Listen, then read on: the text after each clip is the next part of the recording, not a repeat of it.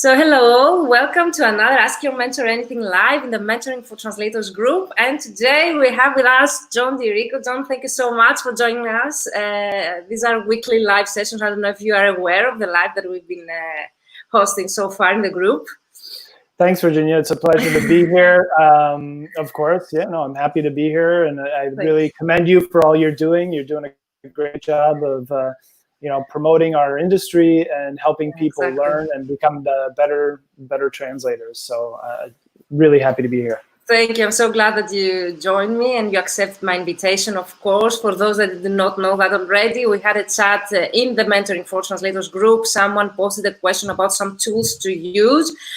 And John was aware of the tools, so he contributed in the discussion, and then I came up with the idea, why not, to have a live on tech, because I have never hosted any live about technology specifically here in the group.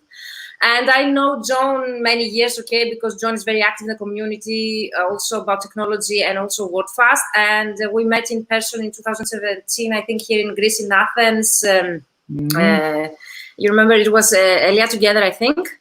Back in the days when we could meet physically. Yeah, exactly. That we could travel and we could meet. It was in Athens, Elia Together, I think. It's so nostalgic.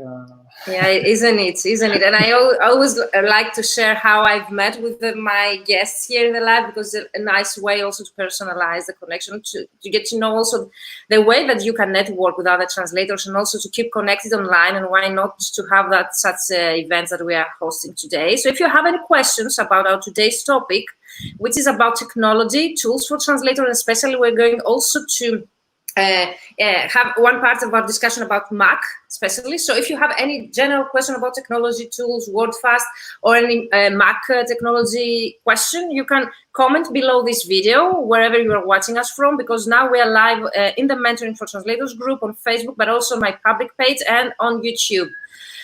So you can comment below and we will see your comments, and it's a great opportunity because we have John here. So please, if you have any questions, take this opportunity to ask John. So we'll start with the questions the most common questions about my mentees, from my mentees, about the guests I have. So the most common question is, how did you start out? And if you would like to introduce yourself to those that they might not know you already. Yeah, it's a long story. It goes back 15 years. How did I start out in the translation industry? Is that I think they are interested in that part.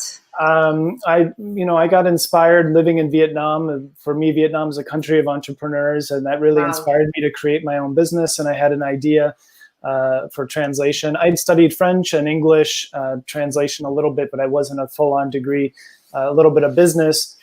And I wanted to get out of teaching English and get into translation. And I had this idea I could really have a vision of where I was going and how successful it would be. And I just followed through with it. I spent a couple of months working hard on trying to put this company together, get up a website, and then start networking with people all over the place. Just go out and network, like what you were talking about, how we met. I'm here today because we met at a in-person event, and I can't tell you all about how many opportunities have come out of meeting somebody, sitting next to them at a dinner, talking to somebody over a cocktail, sitting next to somebody in a session, asking a question, and somebody come back and says, "Oh, that was a really interesting question." That just opens up all sorts of opportunities.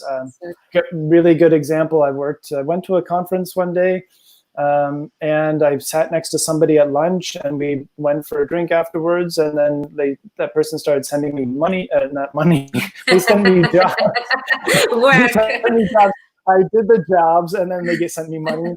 And that was like 12 years ago today. Wow. And they're still sending me work today, and I've hundreds of thousands of euros worth of business just for going to a conference. So obviously, this is advice for the future when we can travel again. But we'll hopefully make it out of this terrible situation. So I started out as a translator, and then I quickly realized right away that the translators who use tools are going to replace translators who don't use tools, right? And so I started adopting CAT tools. I used WordFast because it was the easiest one to install, and I could use it for free for a while, and it just worked for me. So I slowly became an expert user on that, and I was using a PC at the time. So, and then I started offering training on that tool. I started organizing my own conference, or I started organizing conferences, actually not my own, but with pros.com. Mm-hmm. So I did that for about 5 years, and we organized some amazing conferences. And then I switched to a Mac, and this was at the same time that I decided to sell my business and take a trip around the world, where I visited about 25 countries. I went to 70 cities. I trained hundreds of translators on how to use WordFast, and I also helped raise nearly $10,000 for a charity project. So that was like the beginning of my Mac experience. You're very active in so many fields, different. Like you're so active. You have seen you on Facebook, so I've been following you. Very different things, like you mentioned already. So I assume that the most, like, if you can say, effective way of getting clients is networking, from what you said already. Or do you have any other client acquisition strategy that you really prefer? I found that my best clients right now have all been through networking, personal meeting somebody.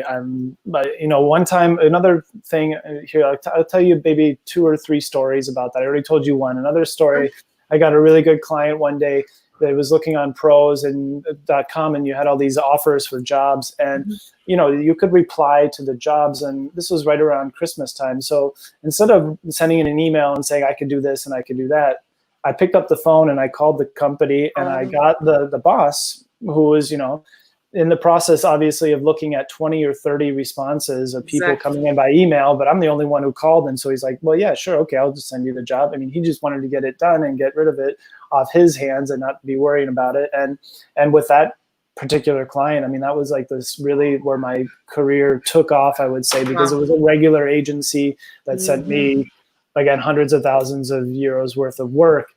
So that was one thing, is sometimes do things out of the ordinary, like don't be afraid of the phone and calling people. Obviously, sometimes it's not going to work all the time, but that's something you have to be aware of in sales. Nobody likes a cold call unless you really knew, like, he needed somebody to call him. He was he was in need. Calling people out of the blue is sometimes, I mean, I get sometimes called out of the blue. Hey, we want to work for your agency or something. And I'm like, yeah, I don't really know. But if somebody called me right when I'm actually looking for somebody to do something, then I'd be like, okay, yeah, sure, why not? Let's do it. So that's one example. Another example is meeting in outside of like the context and, doing different things in different fields. Like I do a lot of volunteer work, and I network with people who are in all sorts of different industries. And so I've made several different clients and contacts that way. And sometimes it's like at a party on the dance floor at the after party at 4 a.m. Wow.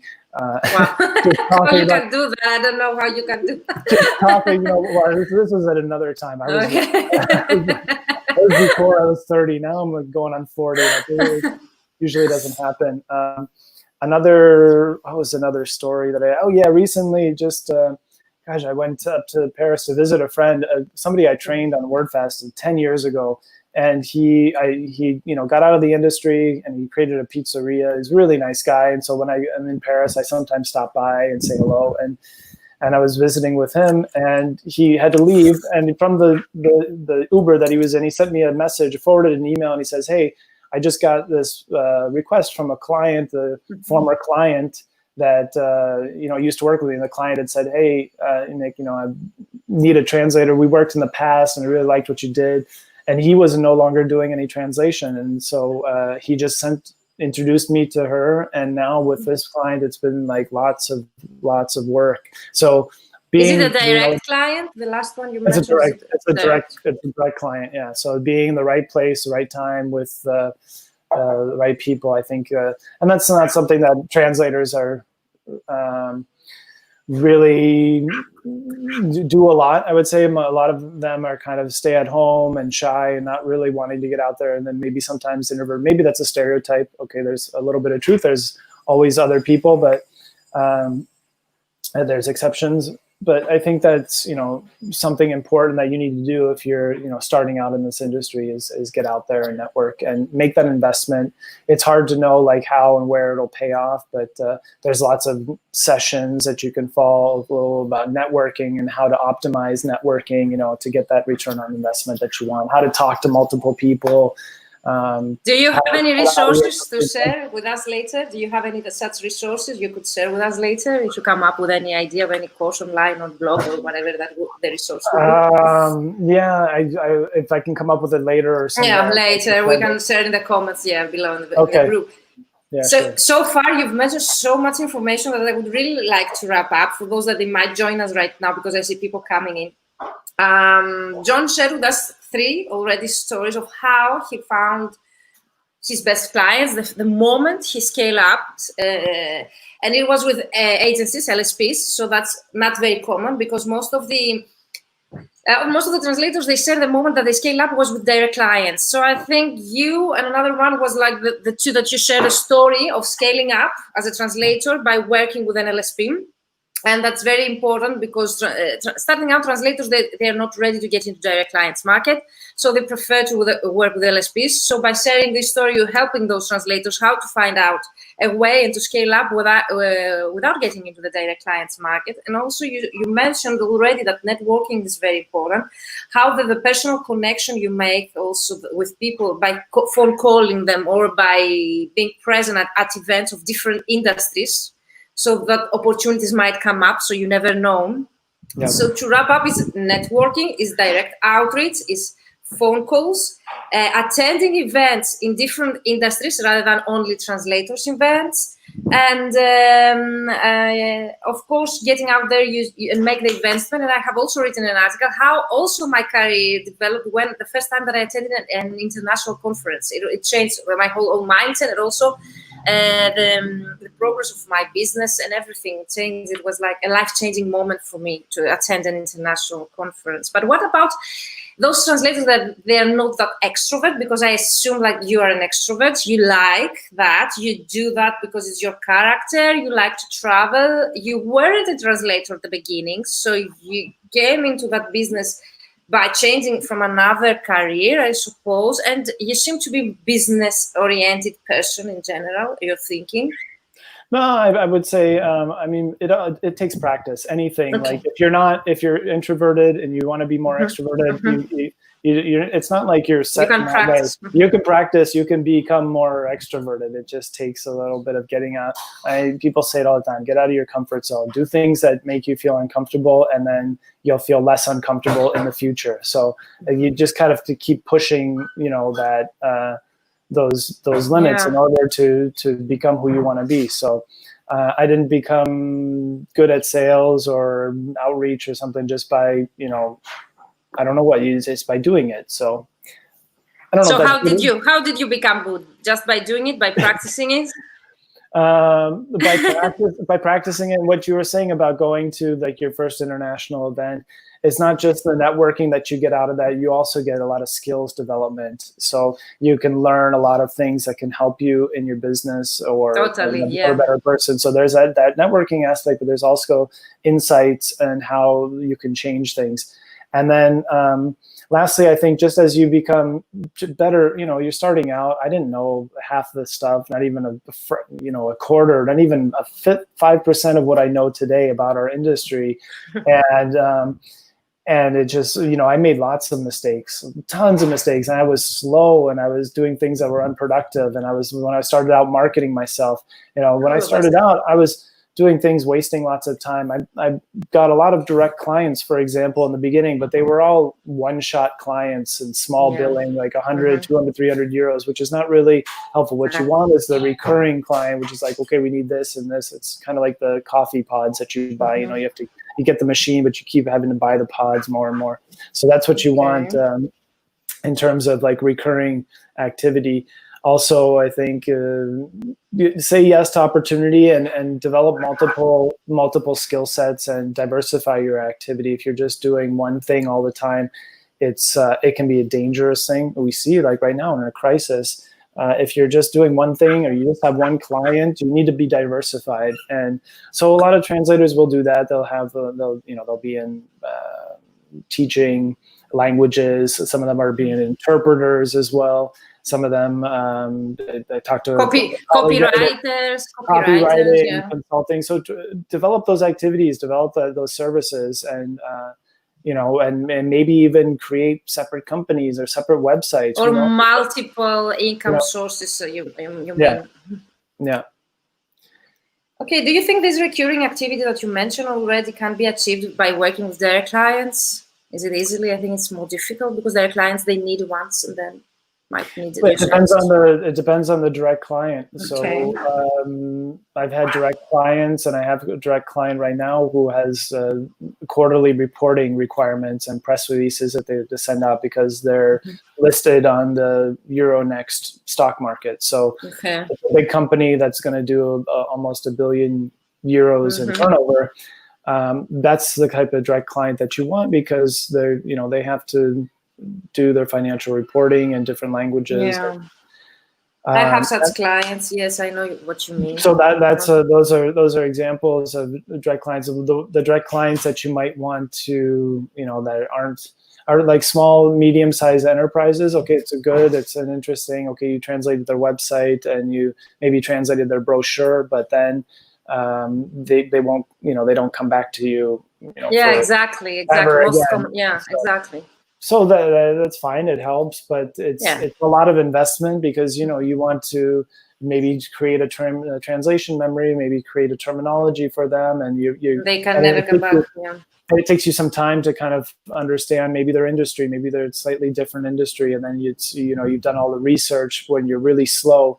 And it's only when they're recurring, when they come back later on, where you get economies of scale. You're much faster because this, the terminology. You're not asking yourself questions. Should I do it like this or like this? Because you have your TM and your. So exactly. So do you remember the last question from Mantisis? Do you remember how did you find your first client? Can you recall your first client? How did I find 15 years? I know. I do remember. I think I remember really? my first client. Yes, because when I was much younger, like 16, I did a pilot training school, and I did 10 hours of flying and did a solo in an airplane. So I have a lot of knowledge and background knowledge about aerospace and aviation. So I put that on my website. As that's one of my specializations: aviation, aerospace. Me too. And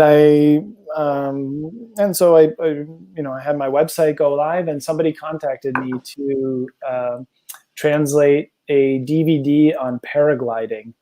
Okay. And so it was just a DVD that people could watch all about paragliding, all about the weather systems, safety issues, and the techniques that you use. And so they sent me the transcript basically, and I had to translate it into English, and then they were going to do an dubbing in a different language. So that was the first translation that I did. That's amazing. You got your first client from your website. It was inbound marketing. Wow. Yeah. I've never heard that before. It means that your website did work back then. So it did great work for you. And I think it really depends on where you are and where you're based. I had an advantage. I'm living in the south of France in Nice, and I'm an American. So that's a unique selling point that I could put there. Say I'm an American native speaker, and this is what the translators who are living in another country than their home country, they have that advantage of getting direct clients and having that legitimacy that you might not have. If I'm a French native speaker translator living in Nice, it'd be much harder for me I could probably go and get clients locally, but their direct needs are more French into other languages. So and you are there for them. So that's what helped, and I made that really clear on the website. Okay, cool. So that's another tip that you can keep from John. Find your unique selling proposition point and use it and make it clear to be online everywhere on your online presence, website, wherever you are online. Make it clear for your clients, ideal clients, to find it. Is there anything, before we are getting our topic now, and before we get that, is there anything that works well for you during the COVID? or after COVID, something to give a positive aspect for the days that we have been living right now?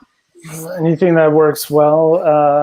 I'm just really happy to see that people are adopting technology that they wouldn't have adopted otherwise, and we're going to get rid of a lot of commuting, and we're going to pointless, unnecessary commuting, and that's going to have an impact on the environment. So that's, I think, a good thing. At the same time, I'm sure that most of us are getting a little bit overwhelmed and burned out with live events, but doing everything live and everything online we need that sense of community. So I'm really looking forward to getting back to meeting people face to face. But at the same time, I've been able, I'll give you an example with the volunteer work that I did.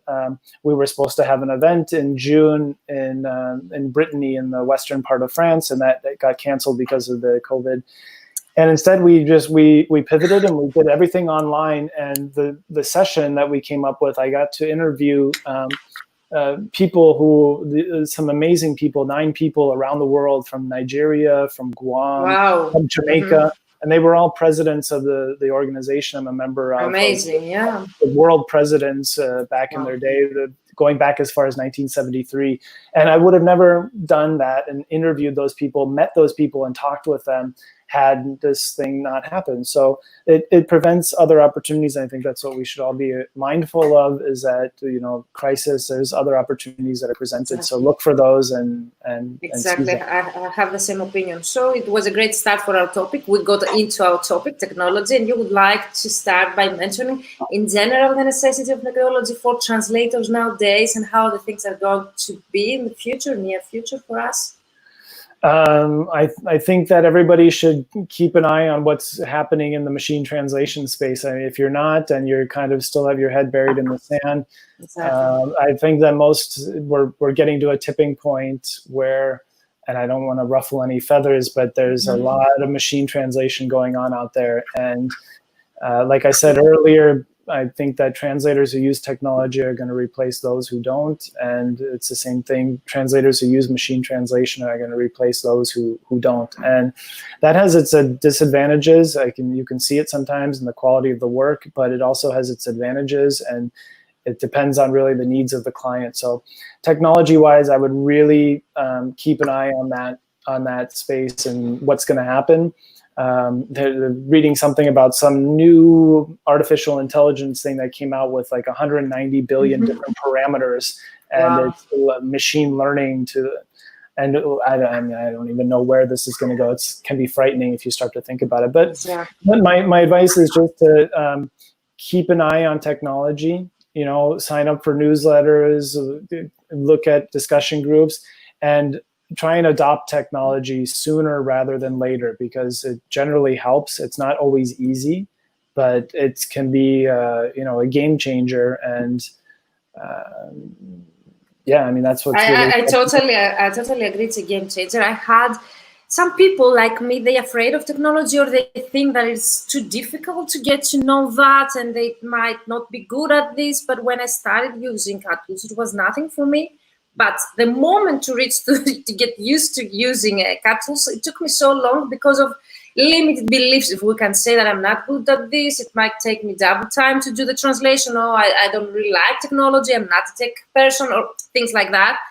And I think that's the main reason translators, they keep themselves behind technology, and they are not that techy, if we can say. But do you think machine translation, will that be important in all of specializations? Like, what about a legal translator or a literature translator? I think so. I think it will. It's a tool like any other thing. It can be used or it can be not be used. But if it's there and you get to choose from it, if you like it, I think the only thing I don't like about it sometimes, I think that if you see a machine translation, it can give your mind a first impression of something, and you never have a second chance to get a good first impression. So if it's a bad first impression and your mind might be thinking, okay, I've got to work the sentence like this. And I know translators will say, oh, I like to rework my sentence and change the order, and machine translation really sticks to the sentence order. And I understand what they're talking about, especially when you get into very creative text and transcreation. And sure, that makes sense that you maybe need to completely get away from the text, and that depends on the client's needs and the brief. So they'll tell you, okay, we've got this document, but we don't need it exactly translate. That's not our goal. Is not to have a word for word faithful translation. Our goal is to sell product. What can you do? We're trying to reach this audience. And this audience, it's a British English audience, an American English audience, and Australians, and we just want one translation for all of them. So there you've got to really become creative and say, okay, well, how do I write for all these audiences, exactly. And what's going to be the way to really convince them to buy the product? They don't really care what was in the French anymore, but sticking closely to the theme and the whatever. So that's important. I wanted to go back to one thought, but I forgot. I'm sorry. Did I interrupt you? Oh. No. We'll come back. Okay. I just had my question was about specializations, and if you see any difference among of those, for example, legal or literature, but you mentioned about creative translation and machine translation. I would really like to make sure that people who are watching us are really aware of what is the difference between Google translation, machine translation, artificial intelligence translation. Would you give us like a hint, like it's very, very small description? You have lots of the machine translation has gone leaps and bounds and is in different phases over the past 20 or 30 years. When I started using it pretty much full on, I was kind of in the statistical machine translation, which was a lot better than the rules-based machine translation. And then we moved into neural machine translation. What Google is a product. Google is a proof that people want and need machine translation, because there are more requests for translation on Google in a single day than there are of all of the human translations done in a year. And that's because it's free. It's free.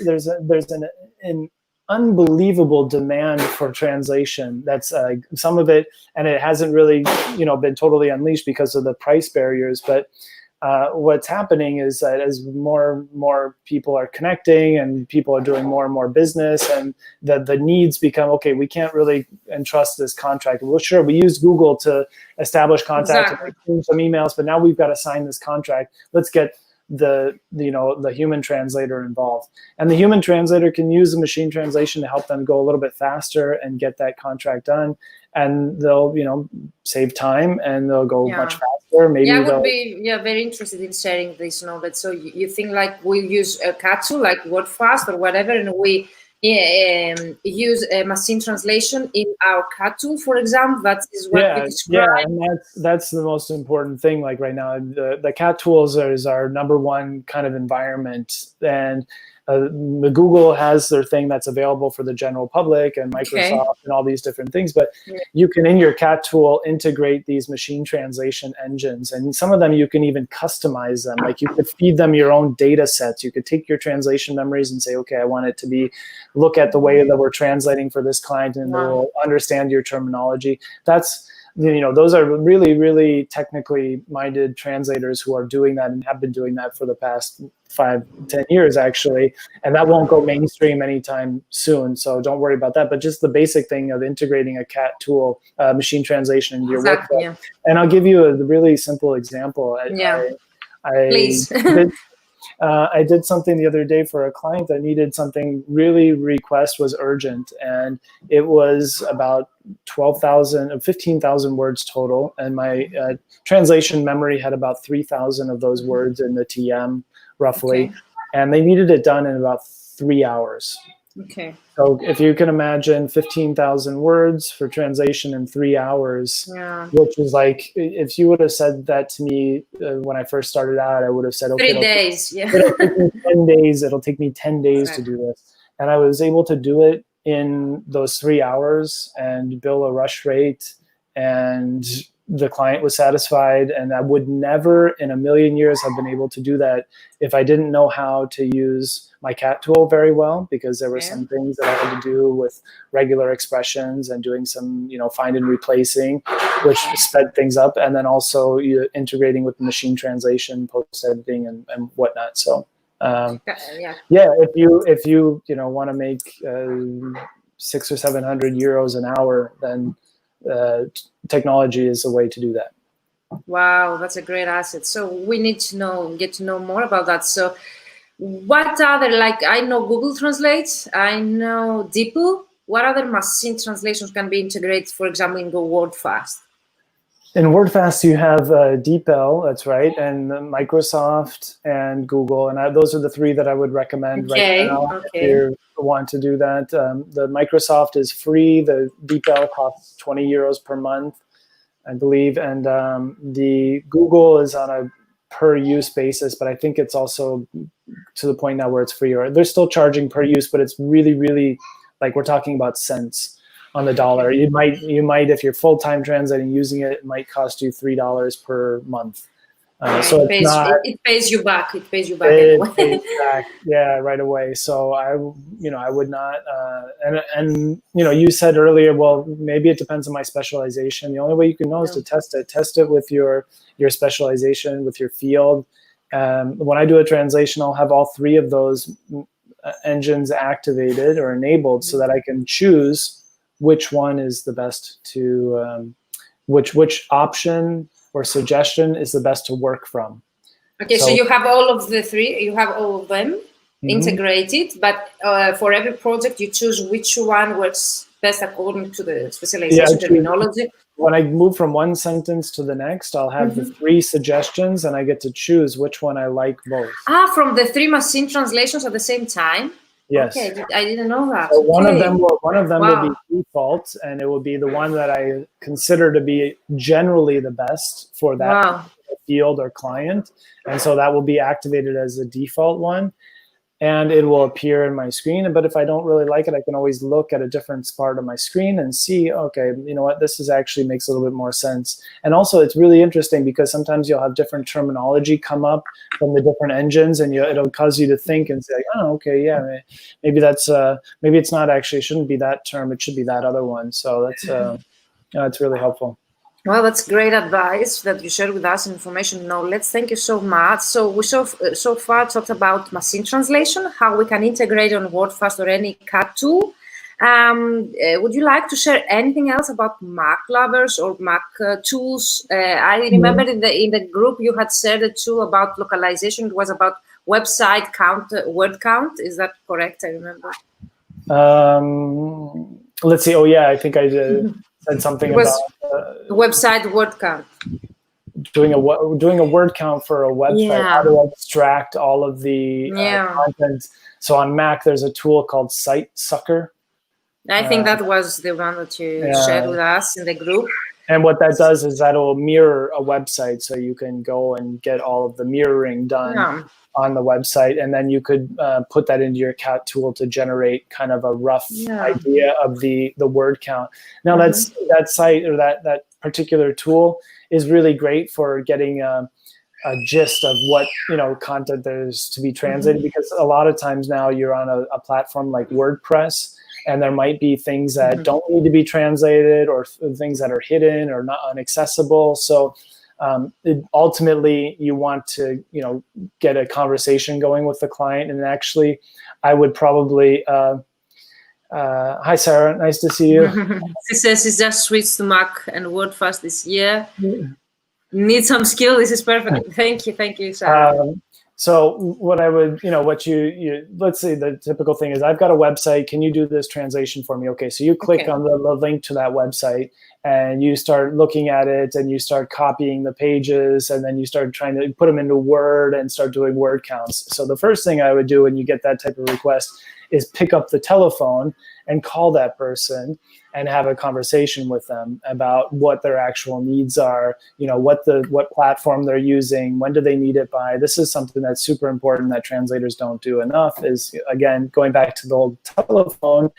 As soon as you get a request for something, call the person and talk to them, because a simple email is generally not enough to get an idea of what their needs are and what their goals are. I totally agree with you, but I like to have it in written before I get a project, because sometimes on the phone they say different things. I have to finalize the conversation with email to be sure that everything that I have talked about is what.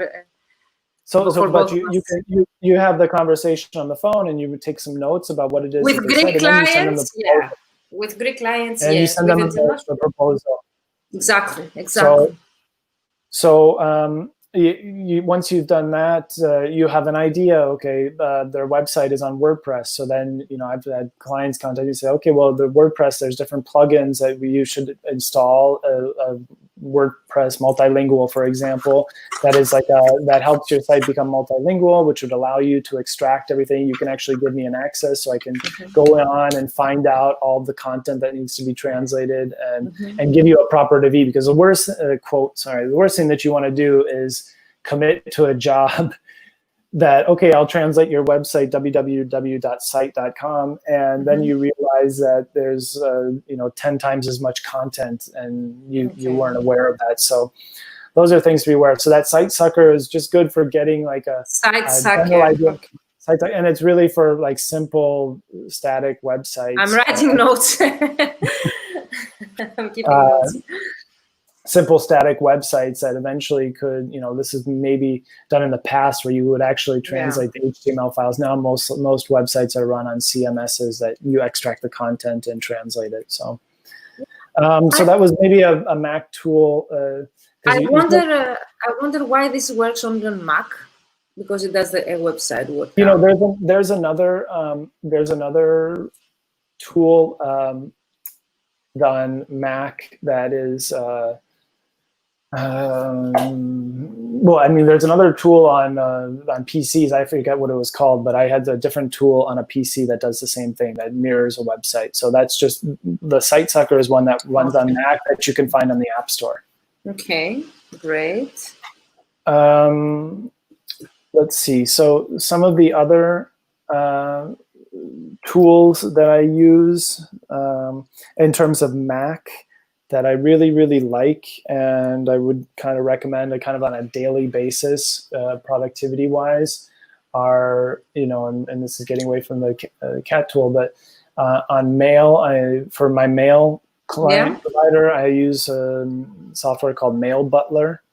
Mail Butler? Mail Butler. So if you're on a Mac and you have Mac Mail that you use as your mail client, there's a lot of features that are missing compared to Outlook. Maybe you've gone to Outlook and has some of the features. I don't like it. Yeah, it's very heavy. What I like about Mac Mail is that it seems really good with the indexing and finds emails really easily. So I like that. I still use that. And the Mail Butler, what it allows me to do, the things that I like about it are, there's probably three things that I use it frequently for. Number one is I can program when I want to send an email. So I can schedule. I can schedule an email to a later day, to the next business day, or at 8 a.m. in the morning. That way, if I'm doing something, I don't have to remember to come back and do it later. I can just get it done and then not send it on Saturday night. Because also you have to think about, oftentimes we don't think about things like that, but when an email arrives in somebody's inbox, depending on when it arrives, it's going to be treated with more or less urgency and probably get noticed as well. If you send something at the middle of the night on Saturday morning or something, it might get, emails might pile up. And then by the time the person gets to the office on Monday morning, it's really down on their list of emails. And so you're going to get dealt with last. Whereas if you get in there right away at 9 a.m., as soon as the person turns on their computer, your email comes in at 9 and they deal with it. I do the same. Okay, scheduling. So schedules, and then it also you can add like reminders to follow up with people. So if you send an email and you can add a little reminder, if you because you oftentimes you send something out, but you don't want to have to remember, okay, if the person doesn't reply to me, when should I follow up with them? So you can send like a little reminder to follow up in a certain number of days. And then there's a last feature that's used quite a bit, which is like to recall the sending. So when you press send and you're like, oh, I forgot the attachment, or oh, whatever, it'll give you like a 30-second delay before it sends the email. So you can always recall the email and not send it right away. So that was one tool that's kind of on a daily basis. Another tool that I use, and this is maybe specific for French and English translators, but if you're working in either of these languages, in either one, there's a tool called Antidote, which is you can get it for English or for French, and it's kind of like a very, very robust and powerful spell checker and grammar checker, much more advanced than what Microsoft has. Like Grammarly? Okay. Yeah, and what it does is, like, for example, when you send your emails, it will check your emails. If sometimes you're dealing with clients that are in your non-native language and you're making mistakes, which sometimes happens, we're not perfect. It'll pick up on those things, and that has been a lifesaver. Thank you, Diego. You can also check it, run your translations. Like when I get done with a translation, I'll export it, and I'll run it through Antidote, and also to double check before I send it off. And sometimes there are little things that get picked up, like stylistic errors or inconsistencies between the style from one part of the document to the next. And that comes up for sure if you're working on a 100-page document that you had to divide by 3 translators, and you're reassembling it at the end and doing the quality control. So that's a huge tool that I'm using quite frequently. Let's see, there's another one called, just some basic things on your Mac that you should be aware of, like keyboard shortcut, like hotkeys that you can create. If you go into keyboard and text shortcuts, like you could type, I do things like WFP, and it spells out the words WordFast Pro. So I don't type WordFast Pro all the time, because I'm typing that all the time and I'm sending people messages. Or I have another one which is do WF, and that says, it says do LMK, like do let me know. And I just type in those 5 keys. It puts out a whole entire sentence, which is, could you please click on this link to schedule an appointment directly on my agenda? I'm available generally in the morning, this time or whatever. And so that just typing 5 keys, and it puts out that entire thing. So those are things like when you get to the end of your emails. For example, oftentimes I have a PLMK, which is please let me know if I can be of further assistance. My kind regards. And that's really simple to do with your Mac. If you look at like the keyboard, you don't need special software for that.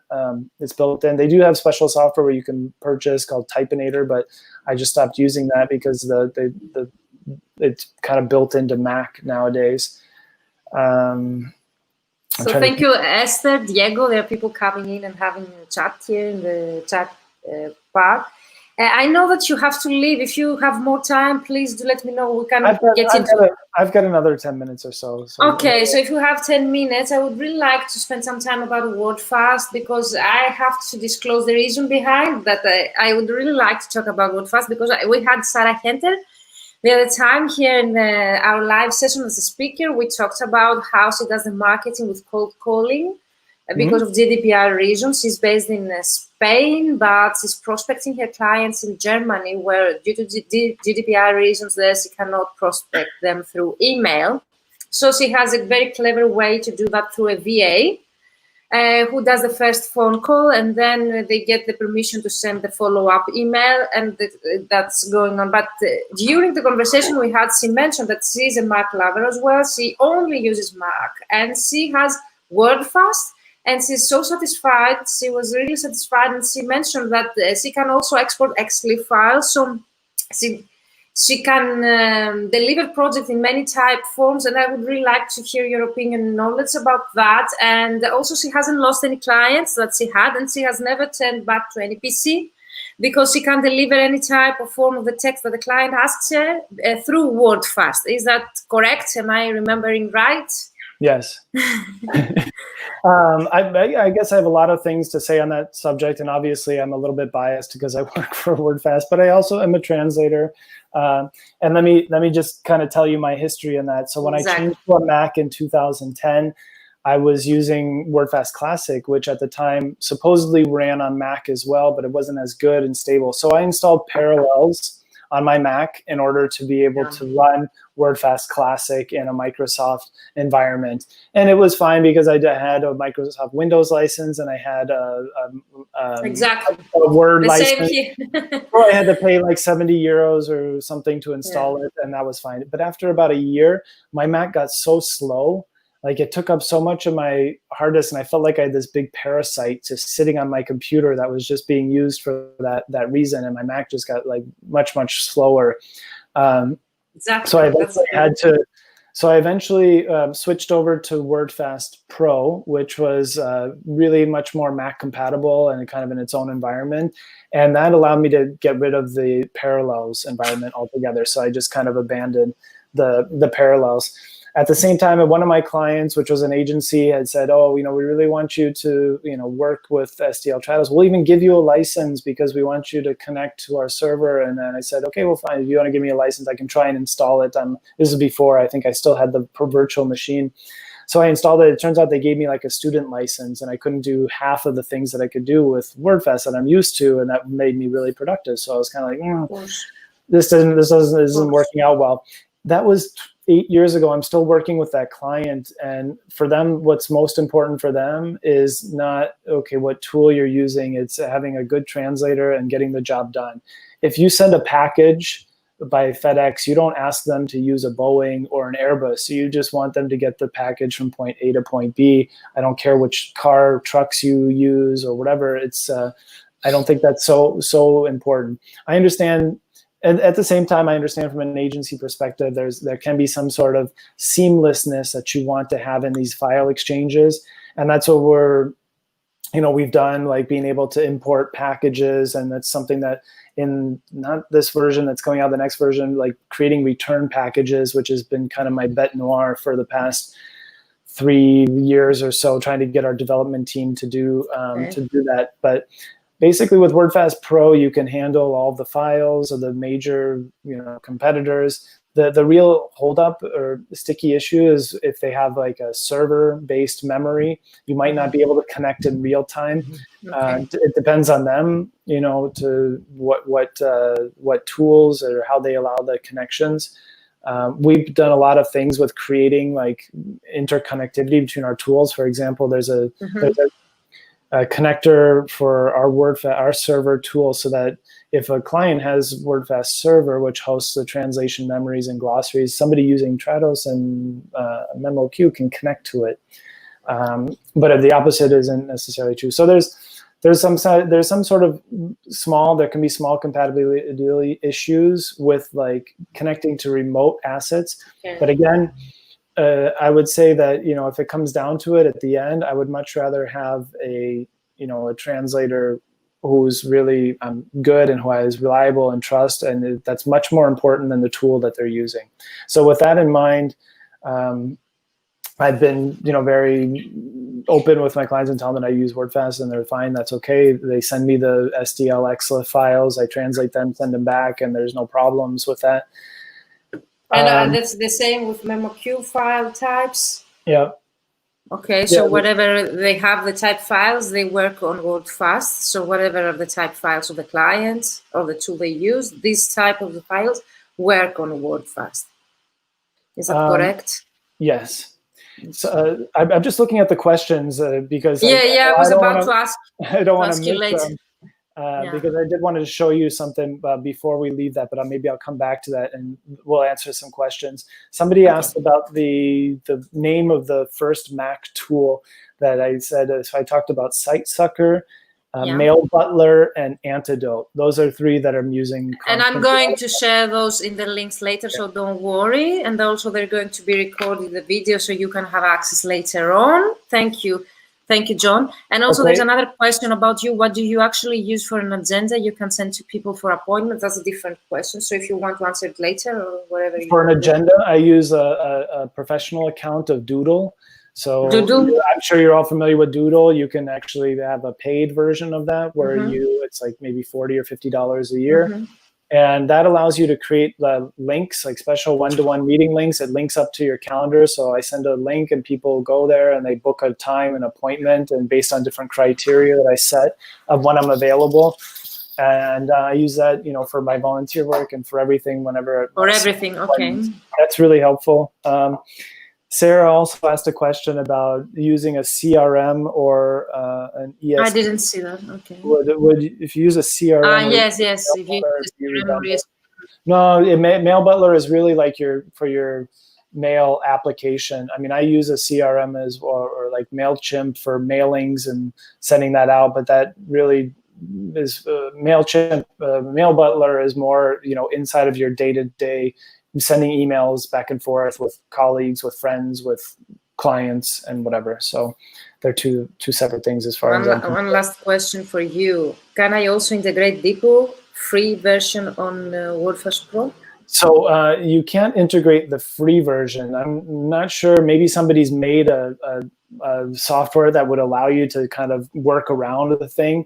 But right now, what you can do is you can buy an API key on DeepL's website. Like again, I haven't checked in a while, but I think it's 20 euros per month. I would say if you're translating, that's your main activity, that's worth the investment. I know it sounds like a lot of money, but and obviously you can try it for 1 month, and if you're not happy with it, cancel your subscription. So that's why is that high, the amount of the paid version? I have never looked at this. The free version is you go online and you can get the free version on the line. What the paid version is you get an API key, which is when you're translating and you translate a sentence and you move to the next sentence, the WordFast will automatically go onto DeepL's servers and send in the sentence and check, and then it'll send you back a proposal and it will appear in your segment without you having to copy and paste or do anything. It's just instantly like that. So you're saving all sorts of time of not having to copy and paste and cut and paste left and right. So it just does it for you immediately. So that's why I want this. I have to try WordFast on Mac because I really want productivity and something to work really fast on a Mac. So I'm going to try that anyway. Are you watching the comments? I'm just checking the comments. Okay. So what I will do is I'll just share something real quick because I just had to update a document that I was creating for our website. Somebody pointed out to me that I had, let's see, application window. There we go. So this is for the Mac users. I did a cost comparison just to see what the tool costs. And I think this is something that's really interesting that not a lot of people think of when you look at the overall cost over a period of several years of ownership of a tool and how what that total cost comes to. Now, obviously, I say this because I think STL Trados, MemoQ, they make great tools, and a lot of people are happy with them. And what's most important is you'll get a return on investment, I'm sure, with whatever tool you choose. Most important thing I think is using it knowledgeably and having knowing how to use it, attending training, getting some training on it.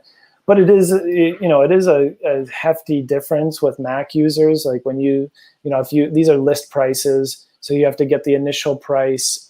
This is how much it costs to buy the tool. Then you've got to you have a yearly upgrade and tech support fee for these tools. Ours works every 3 years. You have to pay an upgrade fee.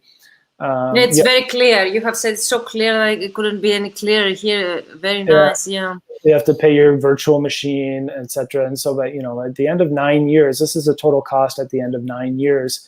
This is what that tool has actually cost you. Now, this is for the Mac users. It's a little bit more expensive. One other thing that I think is important to point out is that if you're a freelancer and you're kind of developing your activity, or you working with other colleagues, you can create multilingual packages and you can send them to people. We don't have like a freelancer version and a project manager version and a whatever version. It's just all one tool where everybody gets all the features. And that's really helpful if you want to create a multilingual project and maybe send out a package. If, let's say, your client wants you to translate into 3 languages, where you can create the project with those 3 languages and then send a package to each the 2 other translators that you're working with. And with the other tools, those are that type of functionality is much, much more expensive. I mean, the basic price is $2,895 for STL Trados to be able to do that, and then your upgrade fee is. So those are just something to keep in mind. I won't share that anymore. But okay, thank you so much. It was very clear. Just to sum up, is it compatible to all types of documents we receive from many other CAT tools that might be sent by our clients? So we can deliver actually for any other type that we have been sent. The only problem might be that we cannot directly be connected to their server if that's required by our clients. And that's up to the client. Yeah, right? So it's compatible with all the different file types imaginable. Okay. You have to. What you should realize is that WordFast Pro is used by the largest translation agency in the world, which is TransPerfect, translations.com. So they're an important stakeholder in the development of the tool. And as you can imagine, the largest translation agency in the world has to translate every single file type imaginable. And so we need to make sure that we have the filters and the capabilities in order to make sure that we can handle any type of file. Exactly. It's very important that you hear your client and the needs, and you apply those to WordFast. So you educate, and you also develop the WordFast according to our needs, translators' needs, and that's impressive. I don't know if is there anything else you would like to share? I see one last question by Sarah. Yes, Sarah, the difference between DeepL and Microsoft, you'll see differences with the type of translation you're doing. Sometimes it's identical. The longer the sentence gets, the more the differences will become apparent. Sometimes it's better one or the other. So that's why I recommend getting both and testing them and seeing. Maybe you realize, okay, having 3 of them is not worth it, and I don't need to spend for DeepL 20 euros per month. But maybe you're actually noticing that, wow, it's much better, and so it's worth the investment. That's all I can say. Microsoft is free. You can go on. There's a really kind of bunch of process to go through. You've got to create an account on Microsoft Azure Marketplace. You've got to give them your credit card, even though it's free. And then you can get the API key to work. And Google as well, you have to create an account, and you've got to get the API and all that stuff. And even if it takes you an entire day to do just that, do it, because it'll probably be worth your investment. And what about the tech support we get from WordFast? Is it accessible? Because with Trados, it's very difficult, for example, to get some tech support. Yeah, so with your license, you have access to tech support all the time. So you log into our website and you fill out a form that says, what my languages are and what my issues is and what the tool is that I'm using. And then it sends and we get back to you, we say within 24 hours maximum, but usually it's an hour. It depends on what time of day it is. And we've got tech support people in different parts of the world. So really we get a personalized response, not redirected to a forum or online Google search about to find out discussions about our issue. We get an answer about that problem. Yeah. So you go on, and actually one of my favorite resources is the WordFast users Facebook group. Just because you can always ask the tech support, but the tech support monitors those forums. And oftentimes, like people, you might get an answer like within a minute. I got my phone, I'm walking around with my phone, I see a notification, somebody asked a question, I'll answer real quick if I can. And you might get an answer much faster. Also, you might get answers from more knowledgeable people. Maybe your language pair is something that our tech support, all of our tech support people are translators, so they have backgrounds, but we don't have every language pair covered. So if you have a Japanese, you're translating from Japanese into English and you have an issue, maybe a user would have a better solution. And I saw this the other day. Some users were talking about an issue and they were recommending software that's specific for their language pair that I would not know of. So I think that's a great place to learn a lot from others. That's how I learned how I became a WordFast expert, was just listening to the conversations that people were having in forums. And maybe I didn't have the same problem, but sometimes people would ask me questions like, yeah, I've seen that before and I had that same question, but I didn't have time to ask. And now I know the answer and the question. And so I figured that out. And so that's a great place to learn. And the Facebook group, you mean the Facebook group? Yeah. So why someone to choose WordFast? Already we mentioned the cost difference. We saw also your slide about that. It's compatible with Mac and it can work in all forms of texts. And also it has a great community, Facebook, and personalized tech support.